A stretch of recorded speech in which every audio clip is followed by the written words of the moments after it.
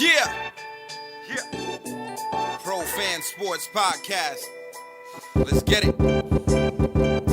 Pro fans, tune into the program. Every single week, get the dope, fam. Sean on the mic, very flat too. Keep you updated, that's what we do. Pro fans, tune into the program. Pro fans, tune into the program. Pro fans, tune into the program. Every single week, get the dope, fam.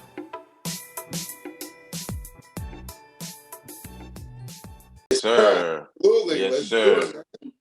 Let's You do know, it. Excited to talk Celtics with you. So, yeah, thanks for coming on today. We greatly appreciate it. No doubt. Let's let it rip. Hit me with the hard questions. We'll do. Say no more. Say less. Marc, you've been covering the team for some time now, around the team for some time. And, I think, right now it's probably some of the best times, to be a Boston Celtics fan, with how the team is built, us going into the postseason pretty much every year, the last several years. How are you feeling about the Celtics team, the last couple of years and especially the past one that just made it within, 2 games of the winning the finals? It's funny you asked that because the first thing that I think about is how fast times change, right? Like you rewind to December of last year, you're coming off a rough 2021 season. The team got off to a rough start to last season and the 21-22 season. And you're sitting there at the end of December, beginning of January, and you're like, where is this going? Like, why is this not working? Right. But then you fast forward and here we are sitting here in August. Team just came off of game 6 of the NBA finals, 2 wins away from the championship. Everyone's talking positive about the Celtics. You're right. It's a really good time to not only be a part of the team, but to be a fan of the team. You got great people that are on the team. Jayson Tatum, Marcus Smart, Jalen Brown, Al Horford, all these guys who the team is built around. They're great people and they're great players. So there's a whole lot to cheer about every time these guys take the floor. And I think they got a real shot next year. I mean, they proved it this year. They had a couple of, fortuitous situations present themselves during the postseason with Middleton missing the series and playing a Nets team that just wasn't clicking. But any team that gets to the NBA finals gets lucky along the way, right? So you got to have luck and you got to play well. The Celtics had both. That's why they got within a couple wins. So we'll see if they can pull it off this coming season. Yeah. That I feel like that was an amazing season from the change in the season. I think we were all pulling out our hair, in the beginning of the season because of everything that was going on. It's like, why can't I had these to guys act like get I it? wasn't pulling it out, but I was pulling it out. Right. If you love the team, you're pulling your hair out, and they made that amazing switch. Like Jalen Brown said, the energy is about to shift. Yep. It really shifted, and I think these guys, Jayson Tatum and Jalen Brown in particular, have their stocks have risen around the league. How much better do you think Jalen Brown and Jayson Tatum can get, for this team? It's crazy to say this, but I think they're really just scratching the surface of the top end of what they can be. LeBron James was really, really, really good when he was 24, 25 years old, right? But when he was 30, 31, he was really taking the whole league by storm. I mean, Jayson Tatum and Jalen Brown have 5 or 6 years until they get to that point. Prime time in an NBA career is shifting and getting a little bit longer now, right? It used to be like 3 or 4 years. Guys were in their prime. It was kind of like 26 to 30-ish, somewhere around there. Now you're talking about still getting better at that point. And Jayson Tatum's going to continue to get better. He's going to become more efficient. He's going to be a better ball handler, better playmaker. And Jalen Brown's going to do the exact same thing. I think he can obviously improve a little bit with his ball handling. We saw that in the NBA finals. And I guarantee you he went into the offseason looking in the mirror and saying, that's something I got to work on. And I guarantee you he's worked on it. He can become a better playmaker for others.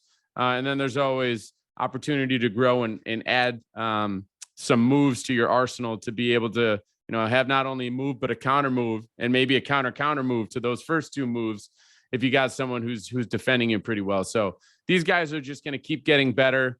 And with that, the Celtics are going to keep getting better. And that's why everyone, yes, they turned it around last season, but even the couple seasons before that, everyone's saying, man, they got an opportunity to have a great team, not only for 2, 3, 4 seasons, but you look at that team across that they just lost to, the Golden State Warriors. They've been good for about a decade because they've had those guys who they drafted. They grew there. They wanted to stay there. They wanted to win together.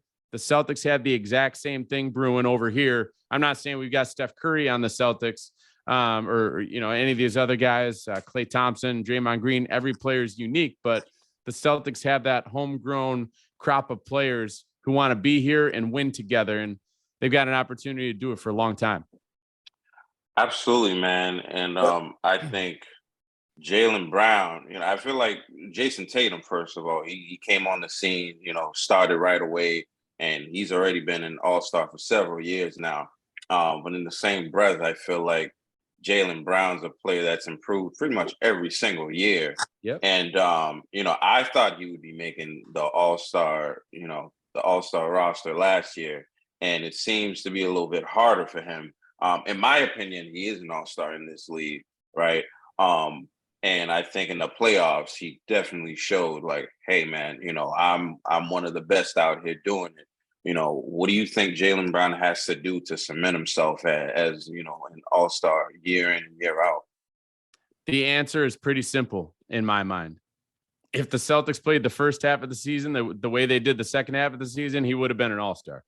It's just a matter of when you get down to the end of the list of the players who are going to make I guarantee he was close, right? Yeah. Like he was playing really well. He was definitely, I don't know exactly where he wound up, but if 12 players make the team, he was probably in the top 15, right? He was right on the border. If the Celtics were playing better, you're going to get more votes from the coaches for the reserve spots. So everything boils down to winning unless you're at the very top of the top and you're an extremely popular player across the world. That's how guys like Jayson Tatum and Kyrie Irving and LeBron James and all these guys who have huge brands across the world, that's how they're getting voted in every year as starters. If you're not quite on that level in terms of earning votes to start, you've got to be on a great team and be playing well, usually to get voted in by the by the head coaches. So it all boils down to winning. Unless he's having an extraordinary season, if the Celtics are playing well, I guarantee you, or I'd at least bet a lot of money that he's going to be on the All-Star team. Yeah, I think it's interesting. You said the stuff about the brand. Recently Jalen Brown signed with Kanye West. The Yeezy brand over there, and he popped up with some glasses. Right? You see him in those glasses the other day. I'm like, oh, okay. I guess he's hanging out with Kanye a little bit. So yeah, maybe that'll give him a little boost. Listen, Jalen's got a great brand already. I mean, he's literally self-branded himself. He's got the juice line. Not a lot of players have ever done that, really, to be honest with you, just starting their own line, not being kind of given to them by, an apparel company like Nike, Adidas, all these companies that are out there. He did that on his own. So obviously he's been at the forefront of the NBA Players Association and the players in general when it's come down to social injustice and all these important things in the world. He's been one of the biggest NBA voices out there talking about this stuff. So he's certainly got a brand. It's just not on the same level from a basketball perspective as guys like LeBron, Chris Paul, these guys who are going to get voted in and year out, who are surefire future Hall of Famers. Those guys are going to get the votes, but he's got plenty of time. He's still very young. As you said, he just signed with Kanye's brand. So he's got plenty of time to build his brand and build the basketball brand, make sure he's getting those votes every year for the All-Star game. Do you think Jalen Brown, gets an extension in Boston? I can't comment on that, but I know that he loves it here. He loves playing with these guys, and I know the team loves him. So we'll see what happens. I know that would be a great marriage to keep together for the long haul, no question. I mean, I know I would love it as a fan, huge fan of Jalen Brown. Aside from the top two guys, I think this offseason, we made such a splash, with the guys that came in with Malcolm Brogdon and Danilo Gallinari. A lot of you gotta talks say about it, Gallinari. That's how you Gallinari, gotta say it like that. Danilo Gallinari. Yeah. Act like we're in the I North think- End here. I think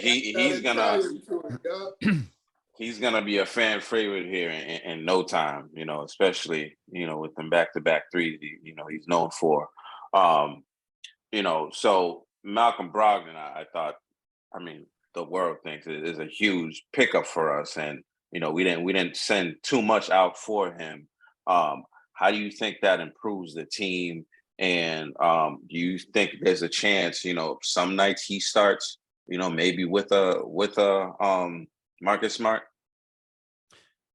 I'll answer the first question first. I think that what he does is he just makes that rotation longer. And anytime you can make the rotation longer, you're taking more of an onus off of those top players. And so you look at that run last season in the playoffs, Jayson Tatum was carrying a load. He's the only guy that didn't miss any games. He had to play every night, 40 plus minutes a game. And Jalen was right behind him, but he missed a little bit of time. And so when you're carrying that load every single night, and I'm not making an excuse, but it can catch up to you. And just from my perspective, looking through my eyes during those final games during the finals, I think it got to him a little bit. I think it got to all of them a little bit because those starters, even Al Horford, like he was playing 40 minutes a night. The guy's 35 years old. Like there's only so much you can do, right? But when you add other really good players to that rotation, like Brogdon, like Gallinari, those guys are going to be able to buy minutes, not only during the postseason, but throughout an 82-game regular season. So maybe instead of playing, I'm just going to throw a number out there, like 2,000 minutes in a season. I don't even know what the math is for normal minutes that a player plays each year, but let's say 2,000. Say he plays 2,000 minutes last season, Jayson Tatum. Maybe this year it gets down to 1,900 or something around there. And maybe those 100 minutes give him that extra booster in the NBA Finals if they get there. Those little things add up throughout a season. So, yeah, I love the addition of Brogdon. I think that he's going to be a Swiss Army knife type player for the Celtics, just like Marcus Smart has been for a long time. He's a versatile defender. He can start.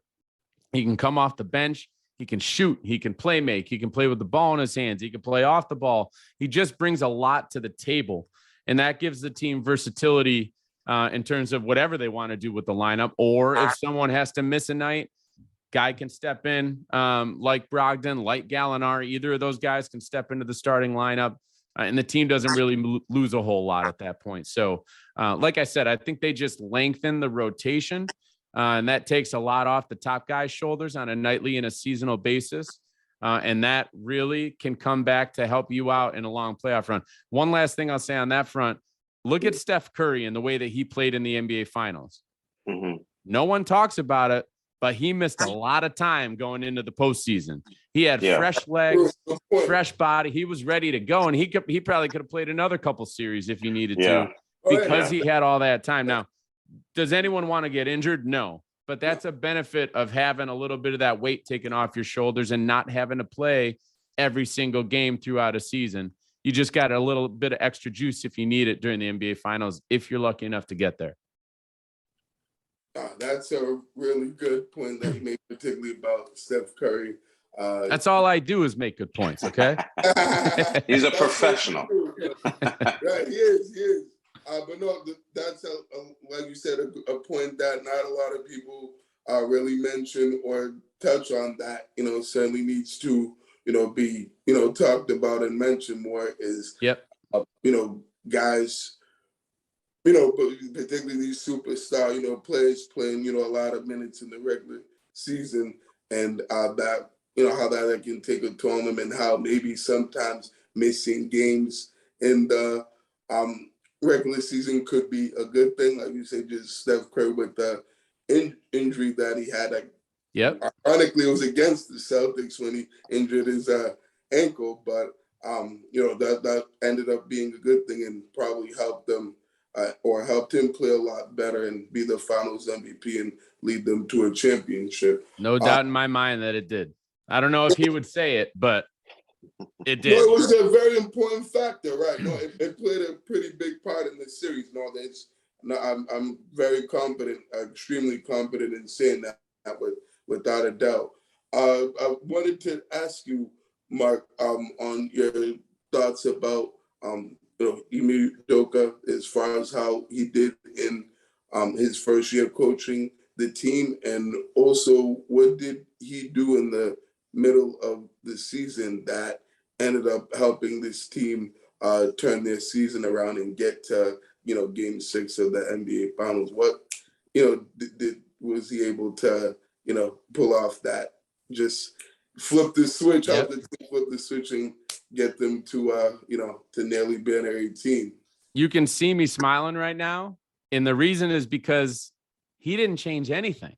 That's the beauty about this. It was that what he was preaching at the start of the season, which was a little bit different than what Brad Stevens was preaching, or at least the way that he was preaching it was a little bit different. It just took some time to click, right? Like it doesn't always just, I mean, look at the Miami Heat when LeBron went down there with Chris Bosh and Dwayne Wade. It's not like they got off to a hot start, right? In that first season together. It takes time for new elements of a team to come together. Very rarely does it just take off from opening night, especially if it's a team with new elements, like an entirely new coaching staff, like new players coming back into the fold in different roles, right? Like Al Horford came back to the Celtics in a completely different role than he was the first time around. He was like top 1 or 2 players on that team before he left. Right. So you've got to figure it out. You got to figure out what everyone's niche is on the team, right? Like, what do they need to do on a nightly basis to make the team do well? From like a ball movement perspective, like Jayson Tatum and Jalen Brown and Marcus Smart had to learn how and where to move the ball on a nightly basis for the team to be successful. And once they figured that out, the team started to click. And obviously there was a whole lot else that had to go the right way, but Ime was teaching this stuff from preseason going on, right? From like day one. It's just a matter of like, how long did it take for it to actually come to fruition? And he was saying that all along. And I remember, I can't remember, it might've been Brad Stevens. I spoke to him and he was like, I saw it coming for a couple weeks before they went on the tear. Cause you could just see on the court that they were starting to play better and they were starting to really execute on those principles that Ime was preaching from day one of training camp. And so it just started to gel and come together slowly. And then like, just like that, when you've got that much talent on a team, once you start playing the right way and you start to get those juices flowing, you're like, all right, like now I get it. This is what we need to do to win. A team can just take off. That's exactly what the Celtics did. Absolutely. They certainly did that and then some. They had an incredible run, and like it was due to them, moving the ball more.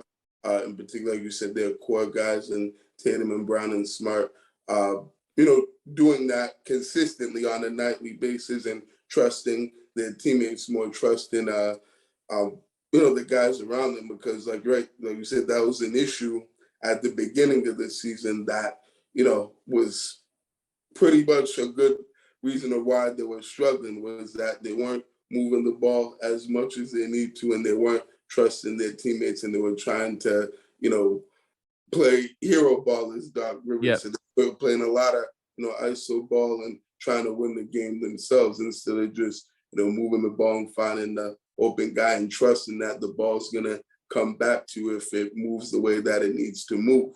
Yep. And listen, let's not forget about the other end of the court, right? Like the defense was good at the start of the season. I think they were in the top 10, I think, from the start of the season. They were playing good, but then they became dominant defensively. They weren't just great. They were dominant defensively for the final 3, 4, 5 months of the season.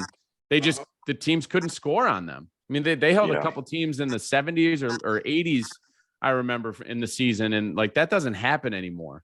Yeah. And they just really took it up a notch at that end of the court. And credit to guys. I mean, I know we've talked a lot about Tatum and Brown, but like when you're talking about all-star level players, and for Jayson Tatum, an all NBA level player, like when those guys are buying in at the defensive end every single night, that you got to give them kudos for doing that, because you don't see that level of player across the league doing that on a nightly basis. Those guys are committed at both ends. They deserve the credit for that. Yeah, I mean, that defense, it's defense I haven't seen in a while, reminds me of, you're going back to like 2008, with Garnett and all those guys. And, at first they were playing teams that, were all right. These are teams they're supposed to beat, but then you're going into Golden State and blowing them out. You're going to Philly and blowing them out and keeping them, under 100 points. That's when you're like, there's something then. Robert Williams just out there, just, just he's above the rim, just swatting. He is a menace thing, defensively. You talked about Al Horford, and I just mentioned Robert Williams, two guys that are coming back. And Al, he's great. We love him. He's a year older, and he's not coming off sitting on the bench for a year either. So, he's not going to be as fresh coming in this year. Hopefully he's taking it lightly in the offseason. Right now, we have Luke as the backup right now, the main backup to those guys right now. And then I believe we have like Mfundu Kabengele, who's, probably the next guy up. What do you think Former about first round pick?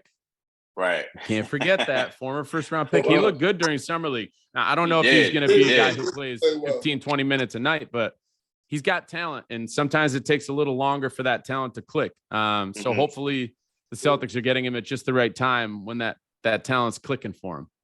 Hey, I watched him in the summer league. He played with a lot of energy, and I think he's one of those guys that understand, like, hey, I gotta, hustle every single time up and down the court to, earn a spot or make an impact on the game.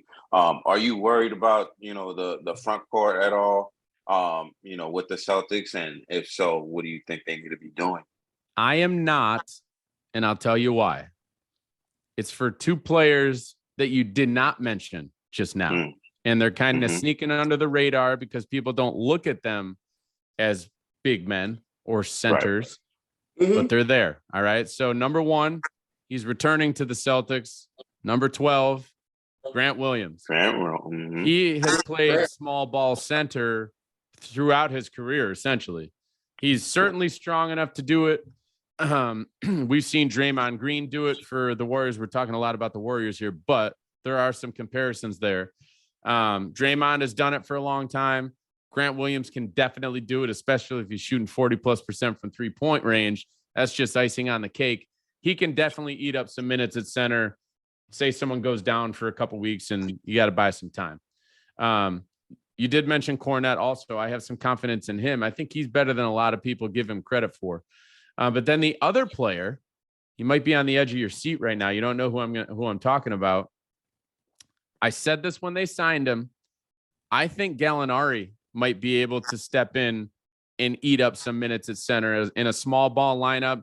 You want to go 5 out. You've got a guy who's a 40% shooter from 3-point range for his entire career. He's better defensively as well than some people give him credit for. He's not going to stand down there and go, body for body with like DeAndre Ayton or Andre Drummond or Joel Embiid or any of these guys. But if the other team is going small, maybe the Celtics go small and they throw Gallinari at center with, Horford or Grant or someone alongside him. And so I do think that he can eat up some minutes there. He hasn't played there before, but he has mentioned it since he signed with the Celtics. So something tells me maybe the Celtics spoke to him about that as well. But yeah, I think you've got enough pieces there that are versatile that you're going to be able to manage. Now, if someone goes down for the season, I'm knocking on wood really hard right now. So hopefully that doesn't happen. But if that happened, that's a different story. I think any team's going to be affected from that perspective. But if it's just, eating up some minutes here and there, I think they got plenty of bodies.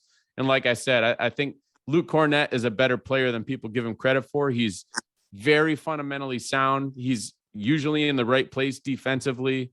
Again, he's not going to go body for body with Joel Embiid or anything, but he can eat up some minutes when you need him to.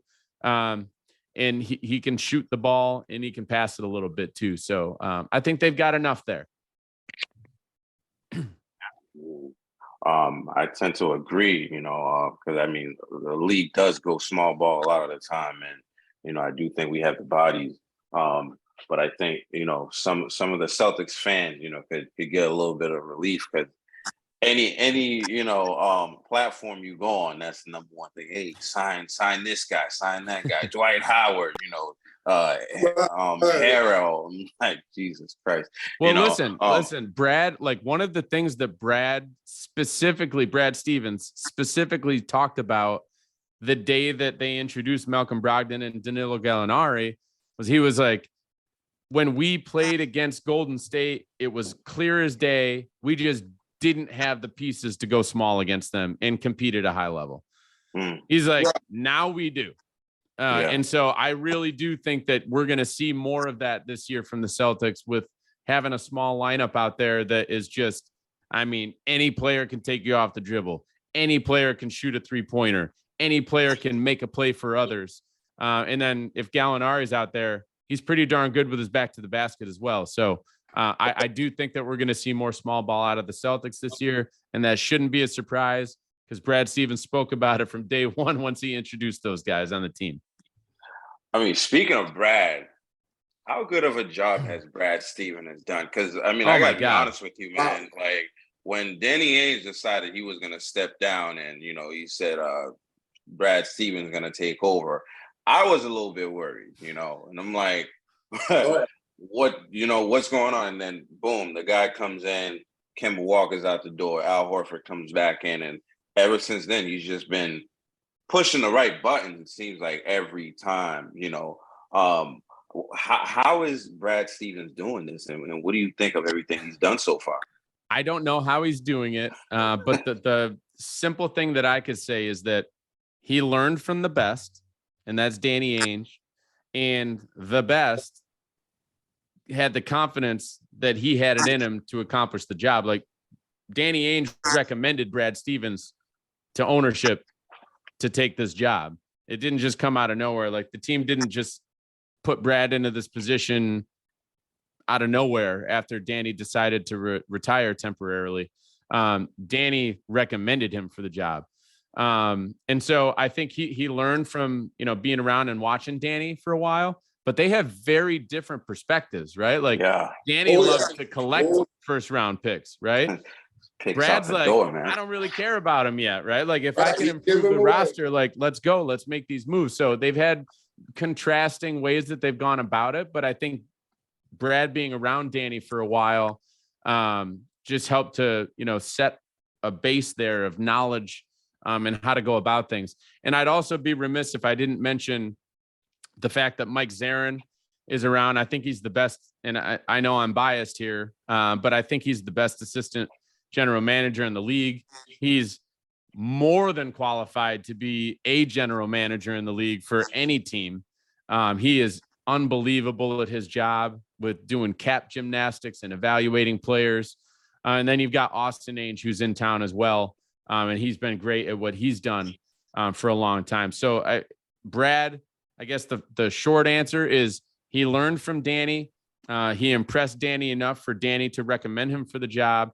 And then he's also surrounded by some core pieces who were in the front office for the Celtics for a long time, and that being Mike Zarin and Austin Ainge, to be able to kind of like help him along the way and introduce him to this new life because it's very different. So those guys being there to help him certainly mattered. I think if he took the job and just had to like build a front office on his own from the start and just not necessarily have those people who had been there for a while, I think it would have been a lot more difficult.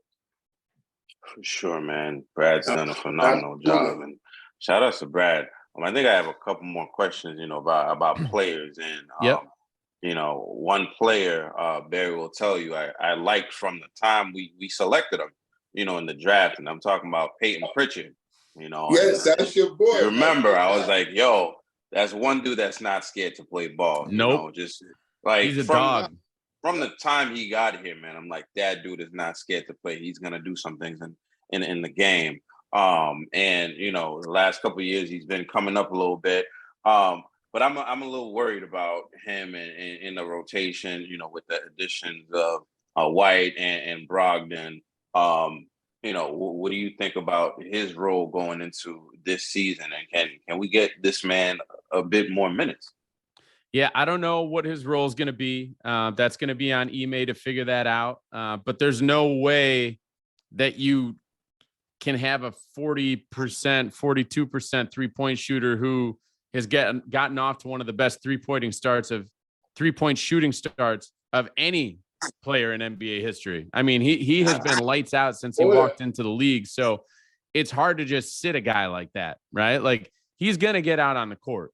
But he's also going to be pushed a little bit more now that Derek White and Malcolm Brogden are going to be in camp and pushing him every single day. He's going to have to be better defensively. He's going to have to be better making plays for others, running an offense, as opposed to just being that spot up or off the dribble shooter. He's got to bring a lot more to the table. And I think the Celtics are building an environment around him that's really going to push him to do that. And so I expect Peyton to come back. Listen, he's super competitive too. Like, you guys can see it out on the court. Yeah. Like, he hit a couple big shots during the postseason. You could see the juice coming out of his veins. Like, he was fired up. He is a competitor. This is what I do. I am very confident that he's going to take it the right way. And he's going to come in prepared to make a run and to push for some minutes on this team. But man, it would be, if I were coaching the team, which I'm not, and I never will be, I guarantee that. But if I were coaching the team, I know it would be hard for me to have that guy sitting on the bench every single night and not playing him. He is an NBA player. And I said it during the postseason. I think I tweeted it out and people started coming at me. But if Peyton Pritchard was playing for, one of the bottom teams in the league, let's say one of the teams that got a top 5 pick, if he was starting, I'm pretty sure he could score 20 a game. Absolutely. If he was playing 30 plus minutes a night on a bad team, he could score 20 points. Like that. Say again? He could get buckets like that. I think so. I honestly do. Like, if you give him enough shots, he's a great shooter, and he's crafty, man. He's crafty as hell. So, yeah, I do. I do think that he would average 20, or at least he could average 20 plus if he was in the right situation, which is actually the wrong situation, being on a bad team where you're relying on second or third year player. But I think that's in him, I guess, is the base of what I'm trying to say right now, is that he's talented enough to do that. And so I think he's talented enough to play for this team too. Yeah, I mean, I agree, because, any real good NBA player, you give the minutes and opportunities to it, will do something with it, and I think, Peyton Pritchard is one of those guys. I mean, coming out of Oregon, he was splashing shots everywhere, man. Yep. And the crazy thing about when he joined the Celtics is that it was after the COVID season, right? So I think he got drafted. I think the draft was like November 20th or something like that, or somewhere around that. Yeah, he was at training camp on December 2nd. Yeah. He came out playing well when they opened on Christmas Day. Like, he was in the rotation a month after being drafted. Like, that showed me a lot about who he is, that he was able to be ready mentally, physically, understanding the playbook enough to play on that short time period around from being drafted, because we've never seen that before, right? Like, players get drafted in June, they have summer league to learn everything, then come into the camp, and still some of them can't figure it out. He had a month with no summer league, and he was playing well from the start. So, like, that showed me a lot up front that he's a little bit different than most of the guys that you're going to see drafted at 27th overall or whatever it was. Yeah, big dude on the court. I think my last question has to do with this year's draft, and we didn't have our first round pick, but we did draft JD Davidson, and he played in summer league, and I think he's up there in the assist numbers as far as like the summer league goes. And I'm a highlights guy, and I go right into the highlights and see what these guys can do. And he's a big guard, and seeing him play out there, he sees the court really well, and some of these passes he's making. Good defense, good rebounder. What do you think are his chances of seeing some minutes this coming season? They're going to be hard to come by, right? Like we just talked about that with Peyton Pritchard, who's an established NBA player who shoots 40+% from 3-point range. But I think the Celtics have a player who is extremely talented. And if he can get everything to come together, he's got a shot to be an NBA player, right? Like this front office, and obviously Brad is kind of new to this, but Mike Zarin and Austin Ainge, who I just talked about, they've always been high on players who were very high level recruits in high school, and who maybe fell back a little bit in the draft after a season or two in college. The best example that I can say is Avery Bradley. I think he was actually ranked above John Wall in his class for a while. That's how great of a high school player he was. Then he came out, he hurt his ankle, and he fell a little bit on draft night, and the Celtics swooped him up, and he was a really good player for the Celtics, really good player in the NBA for a long time. But they liked him at that pick. I think it was 17th overall, something around there. They liked him at that pick because they're like, okay, this is a guy who clearly has a ton of talent to be ranked above John Wall during his high school career. Let's take a chance. And so this is another example of that, where JD Davidson was a very high recruit coming out of high school. I don't remember exactly what the number was, but for a while there, he was up there in the rankings. And then he had a season that was not overwhelming. It certainly wasn't underwhelming. And now he comes into the pros, and he's got a lot to work on with his craft to be able to become a consistent NBA player. But I think basically what I'm getting at is I think the Celtics think it's in him. And he showed a lot of that. I did not expect him to be dishing the way that he dished out at Summer League. I thought I was going to see some crazy dunks out of him. Maybe, some good defense. He did have a couple. But I was not expecting the other stuff. Yeah, I wasn't expecting the other stuff. Yeah. And so if he can pass like that, and he figures out a way to get a relatively consistent scoring option coming off of his hands, and then we know that he can defend pretty well, you got the makings of a guy who could be in the league. And so he's got a great opportunity. Again, I don't know. It's going to be an uphill battle to find some minutes in the guard rotation on this team, especially when you've got two wings in Jayson Tatum and Jalen Brown, who could move over to a guard position if they need to. Jayson has played point guard at times in his career. It's going to be an uphill battle, but I think he's got some potential, and we'll see what he winds up being in his NBA career. It's going to be fun to watch him this year. I know he's going to get a ton of minutes up in Maine with the Maine Celtics, so it should be fun. Yes, sir. Bear, you want to go ahead and get a last question out there from Marc? Yes, sure. And absolutely. Thank you, John. So wanted to ask you, Marc, and actually touch a little bit on this, since I don't think we've talked about it on the podcast yet, but I wanted to talk about, Bill Russell, who just, recently passed a couple weeks ago, a legendary, icon, not only as a Celtic and basketball player, but just as a person as well.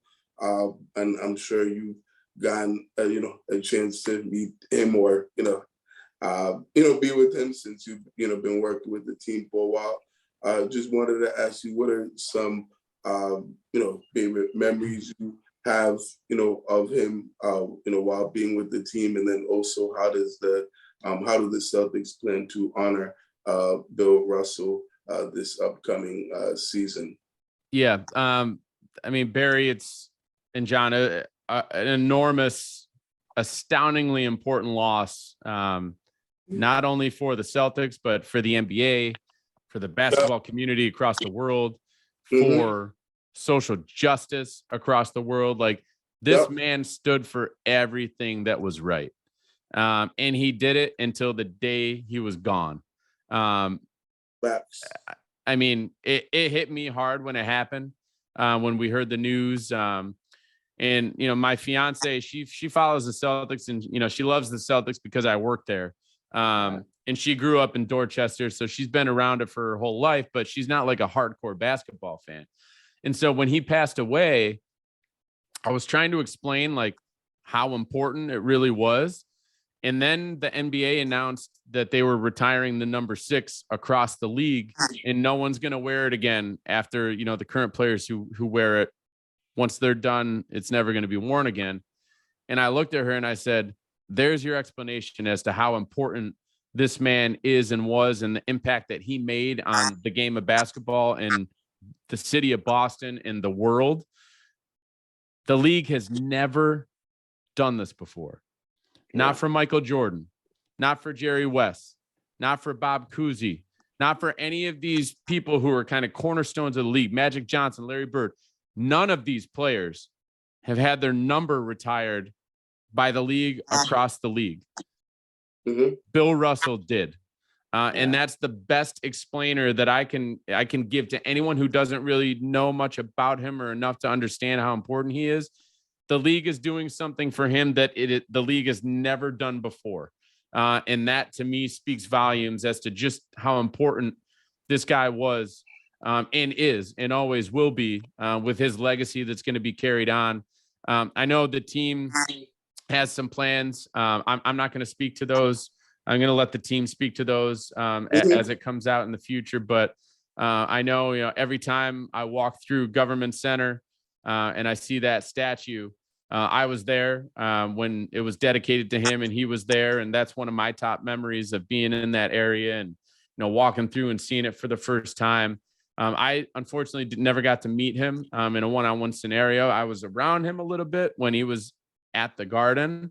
And I just, every time he was there, it just felt like there was something in the air that took it to another level. You know, I don't know really how to explain it, but we're talking about the only guy in NBA history who's had his number retired across the league. And like when that guy is in the building, there's just a little extra something in the air.